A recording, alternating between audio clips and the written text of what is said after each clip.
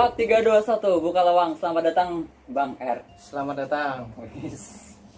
Apa kabar nih Bang? Alhamdulillah sehat walafiat. Alhamdulillah. Sorry teman-teman, saya pakai kacamata Wis, agak silau ya? karena nggak pede datang ke depan kamera. Oh gitu. Padahal lo ganteng nih. Bang, tanya-tanya dong. Oke. Ini udah banyak yang market. Lumayan, alhamdulillah sekarang kita sudah punya 5 outlet kita katakan. Yang pertama di Amawang ya, Jalan Budi Bakti itu depan panti asuhan. Iya, yang saya biasanya ke sana. Iya betul. Terus yang kedua itu outlet kita ada di Tumpang Talu ya. Tumpang Talu itu brandnya memang kita agak beda-beda semua. Di situ ada namanya apa? Mancukur. Terus di depan Gos itu Kang Cukur namanya. Kang Cukur. Iya. Jadi semua pada cukur-cukur lah. Iya. Terus satu lagi di dekat ini Bakso Timbul ya. Exjo itu Jalan Alur Hidup juga. Kalau di situ namanya Mang Cukur. Mang Cukur. Jadi tadi Bang Cukur. Enggak. Pertama kan Mang, Man, Kang. Terus satu lagi Iya. daerah Timpung Raya. Oh, dari Timpung. Jadi totalnya ada 5 sama di. Wow. Ini sudah memperkerjakan tenaga orang berapa orang? Kalau untuk sementara kita ada 12 orang.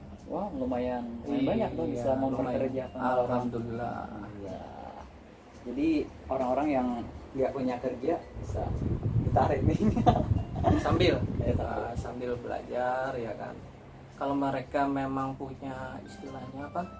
Punya minat, punya bakat di bidang apa potong rambut, kita dengan senang hati memberi peluang, memberi kesempatan untuk mereka belajar di tempat kita sambil bekerja. Bisa gitu. Bisa. Kenapa sih Bang jadi membuka market? Padahal sudah ada itu. Kenapa? Sebetulnya begini, salah satunya itu tadi, saya pengen membantu istilahnya anak-anak muda yang memang berbakat di bidang itu, sambil belajar, sambil cari pengalaman, sambil bekerja. Wow. Harapan saya ke depan ya kan, dengan adanya ilmu yang saya berikan, pengalaman yang mereka dapat selama ikut dengan saya, bisa mereka pakai untuk istilahnya manfaat orang banyak, terlebih lagi paling minimal untuk diri sendiri kan. Otomatis ke depan mereka dengan keadaan yang sekarang ya kan, artinya persaingan untuk bekerja itu sulit. Iya. Sekarang lebih arahnya ke skill. Kalau mereka punya skill, dimanapun mereka berada, insya Allah mereka pasti bisa makan lah, istilahnya kasarnya begitu. Wow, luar biasa. Jadi ini adalah tujuan yang mulia ya. Alhamdulillah. Insya Allah mudah-mudahan begitu ya. Tanya lagi dong Bang, emang latar belakang dulunya orang tua Bang R ini apakah juga pengusaha potong rambut atau bukan? Nah itu yang saya bingung. Kenapa jadi bingung gini? Jadi dari kakek, orang tua sampai sebagian saudara-saudara saya itu latar belakangnya pegawai ASN gitu ya sekarang ya. Nah jadi saya ini kebingungan, saya mencari jejak rekam dari keturunan tuh yang mana sih sebenarnya saya istilahnya nenek moyang itu jadi tukang potong rambut. Ternyata nggak ada. Jadi ini inisiatif sendiri. Awalnya sih hobi. Jadi saya dari SMP itu udah suka ukur teman-teman, walaupun alat seadanya, kan gunting sama sisir ya cukup lah udah. Jadi SD sudah bisa. SMP sudah bisa. SMP sudah sering motong teman-teman. Jadi nggak kena razia dong. Iya. Jadi begitulah. Tanya lagi deh Bang. Biasanya kan dulunya kan banyak orang yang pengen jadi pegawai, terus tapi menjadi pegawai itu persaingannya ketat. Iya, betul. Menurut saya menjadi pengusaha untuk usaha sendiri itu luar biasa sih. Nah, sejak kapan sih Bang R memulai usaha ini? Sebetulnya kalau dibilang ini ya kayak apa ya, awalnya memang saya tuh nggak terlalu tertarik gitu kalau untuk jasa potong rambut, cukur ini nggak tertarik. Seiring waktu ya kan, mungkin memang rezekinya mungkin di sini juga, akhirnya hobi saya tersalurkan sambil dengan uang. Jadi kalau pengennya tuh dulu cita-cita seperti orang tua gitu kan, pengen jadi ASN lah. Nah, pengennya begitu, cuman ya udah, karena sekarang sudah bidang ini ya kita tekuni aja lah. Tapi kayaknya 5 tempat itu kayaknya penghasilannya lebih tinggi daripada ASN. Insya Allah, amin. Amin, amin, amin. Nah bang, dulunya pertama buka usaha itu di mana sih, di kandang atau di luar? Sebetulnya kalau untuk usaha ini saya tuh udah sebelum di kandang memang udah ada buka. Udah ada. Iya, udah. Jadi buat teman-teman ya, nah ini sebagian istilahnya histori saya ya dalam apa jasa potong rambut, mengelola usaha segala macam. Itu nggak ada yang langsung instan. Ibarat kayak pohon itu ya, hari ini tanam, besok nggak mungkin langsung mungkin buat dulu proses. Saya pun begitu. Jadi awal-awal kita buka usaha itu istilahnya pahitnya itu memang juga harus dirasain gitu loh. Jadi yang untuk sekarang alhamdulillah kalau dari awal saya merintis di kandang ini mungkin teman-teman yang kenal, misalnya kenal sama saya untuk daerah Kandangan dan sekitarnya tahu dulu lapak saya itu misalnya toko saya itu cuma 2x3 kalau nggak salah, itu deket sama Yonip ya. Itu berapa orang ya? Saya cuma satu orang misalnya. Jadi kalau ada yang potong yang antri. Nah, jadi dukanya di sana awal merintis kita nggak kayak sekarang. Jadi kemarin satu hari itu kadang ada nunggunya tuh maksudnya kita nunggu pelanggan datang. Satu hari kadang ada 3 satu hari. Tapi dulunya berapa sih? Maksudnya biayanya berapa dulu? kalau tarif saya murah, awal buka promo itu 10.000. 10.000, jadi satu hari kan 30.000. Iya, 30.000. karena kan pelanggan yang datang kan cuma 3. Kadang dibayar sewa belum. Jadi kadang ada yang jong. Ada yang jong. Iya. Sepi semangat. Jadi untuk bulan pertama sampai ya 2 bulan selanjutnya lah itu nggak bisa diprediksi. Dalam artian namanya kita merintis ya, namanya kita menunggu ya pasti begitulah.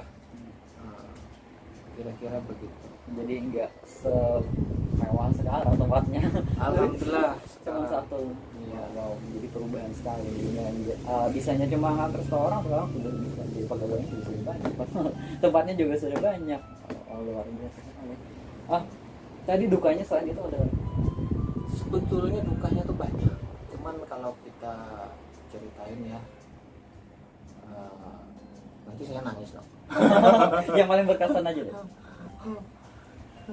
Dukanya di mana nih? Pelanggan atau gimana? Ya, pelanggan mungkin sepi. Iya, yang jelas sih. Atau mungkin apakah waktu di luar Kalimantan, di luar kandangan. Kalau ngerintis di sana itu sebetulnya jalurnya pas aja sih. Kayak di Sungai Danau ya. Kebetulan Sungai Danau itu kan di sana banyak tambang itu batu bara segala macam. Habis itu kita 2013 kalau nggak salah atau 14 itu mereka kan kena PHK semua.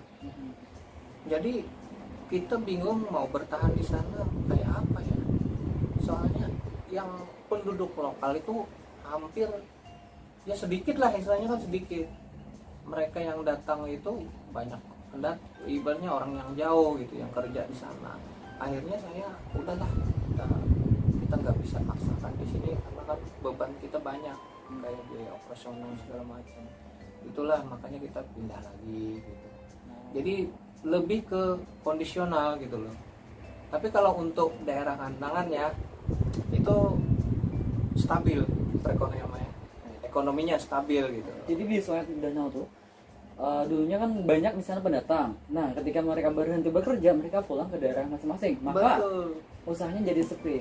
Betul. Oh. Artinya orang di sana kan nggak ada penduduk lokal kan sedikit. Di sana rumah sendiri atau nyewa atau gimana? Masih ngontrak. Masih kontrak. Iya. Jadi harus ada pendapatan. Iya, harus. Jadi wajib. kemudian balik ke kandangan dan Iya. ternyata alhamdulillah di kandangan Lumayan. lumayan. Tapi orang kandangan keren-keren. Iya. Mereka tahu di fashion, model segala macam anak mudanya. Wah, gila, Bu coy. Sama udah kayak Iya. Banjarmasin, Banjarbaru udah sama. Stylenya bagus sudah. Saya udah perbandingan istilahnya Banua 6 bukan jelek-jelekan kan. Bukannya. Kandangan tuh jadi orang bahasa kandangan luas. Oh iya. Kandangan bukan Kandangan langgar. luas. Wow. Om, Oke. motivasinya, motivasi, Bang, motivasi Bang R ini apa sih? Dulunya kan cuma satu tadi mangkrak, terus ada yang sepi, terus motivasinya sampai seperti ini apa sih motivasinya? Ya itu tadi. Yang pertama saya pengen membagi ilmu saya. Membagi ilmu. Kalau ngasih uang mungkin saya nggak bisa ya. Masa kandangannya memberi duit itu awam kita. Iyalah, berbuat baik itu nggak mesti selalu dengan Uang, uang. betul. Iya, ilmu pun juga bisa. Kan nanti begini kan. Kalau istilahnya di agama tuh kan, ini ke agama, Iya. kayak ustaz saya. Jar orang tuh ialah kalau kita beramal jariah itu kadar bakalan habis-habisnya. Dan itu mungkin kalau orang hulu sungai ini semua sudah didasari dengan landasan itu. Iya, rata-rata lah akan hubungan kita itu landasannya itu agama lebih kuat. Nah, jadi dasar itulah yang diajarkan oleh orang tua kita bahwasanya uang itu bisa habis. Tapi kalau ilmu itu kemanapun kapanpun bisa dipakai. Jadi kayak ulun pribadi itu istilahnya mungkin kada bisa membantu semua orang lawan duit. Mungkin dengan ilmu mereka silahkan nanti setelah istilahnya selesai belajar di tempat kita, tempat saya, silahkan kembangkan lagi, mau buka usaha sendiri silahkan, mau mandiri silahkan, karena bekal ilmu itu cukup sudah buat mereka. Oh, luar biasa. Jadi begini yang bisa saya tangkap, misalnya saya bekerja di tempat Bang R, Ya. terus saya bisa dan ingin membuka usaha sendiri. Ya. Akhirnya dengannya ilmu bekal dari Bang R, saya bisa menafkahi keluarga saya misalnya. Betul. Nah, akhirnya itu menjadi amal kita, insya Allah. Amin. Oke, Bang, apa lagi ya? Sebenarnya banyak nih yang pengen saya tanyain sama Bang R ini. Mungkin ini ya. Tadi kan berbagi ilmu itu dalam acara apa saja sih kita? Selain tadi magang atau bekerja di tempat Bang R. Iya. Untuk sementara ya kita ada komunitas ya, yang sekarang kan ada Banua 6 mungkin lebih ya. Oh, Tapi nggak apa-apa, kita anggap aja Kalsel. Komunitas tukang gunting Banua ini sebetulnya lama sudah dibentuk, cuman karena anggotanya masih dikit, dia kan akhirnya pada 2019 kami adakan kopdar. Kebetulan di kandangan Indah, akhirnya anggota kita lumayan banyak. Di sana kita macam-macam lah kegiatan kita, mulai dari sharing, mulai berbagi pengalaman, informasi, segala macam. Jadi untuk komunitas ini anggotanya mungkin hampir Kaltim kalau nggak salah ada Kaltim banyak ada. ya. Nah, jadi selain itu kita juga mengadakan semacam kegiatan workshop. Workshop ini nggak mesti harus apa istilahnya umum, nggak, komunitas bisa atau internal seperti yang baru-baru saya laksanakan kan. Itu ada internal workshop namanya. Jadi di internal workshop saya pribadi ingin menambah skill atau pengetahuan tentang barber, akhirnya barber atau potong rambut tadi. Kita datangkanlah pemateri yang menurut kita lumayan lah ilmunya untuk berbagi ke kita. Ya, gitu lah. tanya lagi Bang. Tanya terus. Santai, nih. santai aja. Tanya terus. Santai. Barber. Iya. Nah, di barber itu ada apa saja? Sebetulnya begini, kan barber ini trennya kan 2016 ya, 2015 nah. Sebetulnya barber ini udah lama gitu, artinya sudah lawas sebujurnya, barber itu sudah lawas, cuman lagi trennya aja sekarang. Apa beda antara jadi begini, kalau potong rambut itu disebutnya dengan potong rambut, cukur rambut, pangkas rambut, anggap itulah ya, itu disebutnya dengan barber. Sebetulnya barber bahasa luar sih sebetulnya sama aja, tukang cukur rambut, tukang potong rambut sama.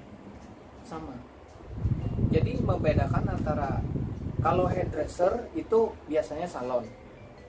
Kenapa jadi disebut hairdresser? Karena mereka lebih banyak menguasai jenis kayak perawatan atau dan lain-lain gitu ketimbang barber. Jadi barber itu biasanya lebih identik dengan laki-laki. Lebih fokus ke Iya. kalau yang Anggap- salon biasanya kecantikan wanita. Iya. Jadi salon atau barber itu biasanya difokuskan untuk laki-laki biasanya. Khusus laki-laki lah, yang mengerjakan pun laki-laki. Sama sih sebetulnya kayak pangkas rambut yang ada ini. Cuman bedanya tuh satu, mungkin dari segi tempat ya. Terus ada pelayanan tambahan, contoh kayak ada keramasnya, terus nanti ada kerimban, terus nanti ada layanan pijitnya juga. Mungkin itu aja yang membedakan. Sebetulnya sama semua. Jadi barber itu memang berasal dari bahasa luar yang baru ini booming gitu. Iya. Nah, Ya barber ini lebih fokus ke laki-laki. laki-laki. Jadi kalau barber khusus laki-laki. Kalau soal kecantikan biasanya Iya. untuk wanita, kalau Wanita. yang laki-laki pengen kecantikan. Gak apa-apa, laki-laki glowing kan mukanya. Iya mantap nih, kayak apa-apa Korea gitu. Kang, terima kasih sudah mampir di Pondok Studio. Ini ala kadarnya Om. Dan mungkin ini terakhir pesan Bang R kepada teman-teman pengusaha. Nah, tips-tips gimana sih memulai usaha itu gimana sih? Oke, jadi buat teman-teman yang sudah merintis atau mau memulai usaha, ya, baik apapun usahanya itu, yang pertama jangan mudah menyerah. Iya, kalau gagal coba lagi, Karena apa? Dibalik kegagalan tuh nggak mungkin pasti gagal terus. Suatu saat pasti berhasil. Yakin terus, tekuni. Satu lagi, jangan pernah lupa bersyukur. Itu yang penting. Oke, terima kasih Bang R. Wow, ilmu semua nih. Mungkin sampai di sini dulu ya. Assalamualaikum warahmatullahi wabarakatuh. Waalaikumsalam warahmatullahi.